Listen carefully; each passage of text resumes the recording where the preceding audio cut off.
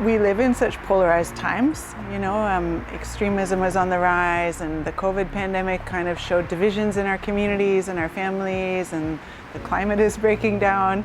And I'm really excited about this project because empathy offers a way to address some of those issues and a way forward.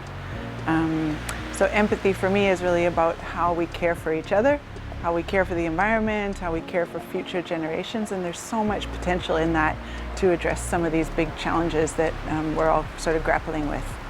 I've spent a lot of time working in the conservation and environmental sectors with groups from youth all the way up to senior citizens and helping them to connect with nature. And I firmly believe that by connecting with nature, people will take on more responsibility to steward and protect the environment. And that's just so critical at this point in time with the changing climate, the loss of species, and everything else that we see in flux around us. And being able to connect with nature is a critical piece to our long-term success as a human species on the planet.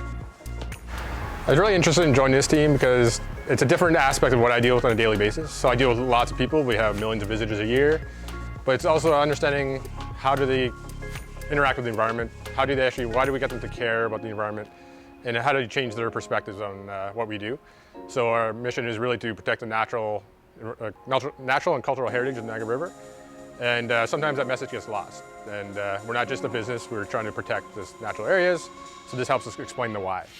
I was interested in joining Dr. Julia Baird's team because of the Flood Resilience Challenge serious role-playing game that I co-designed with Heather Murdoch, who's a hydrotechnical engineer, and then later refined with the Flood Resilience Challenge team.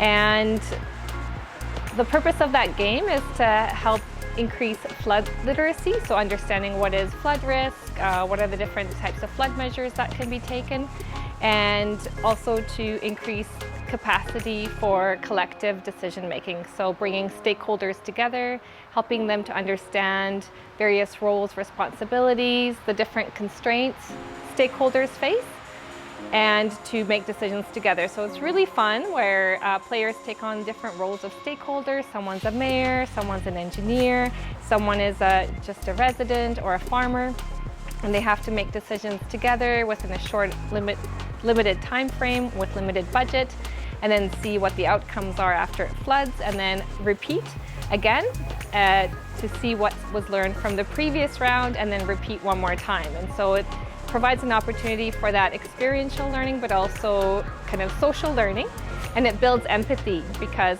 people step into another player's shoes in a way and helps them to see things from their perspective, their interests, and it was a really great fit with Dr. Julia Baird's project because it's looking at empathy, and especially in a kind of environmental context.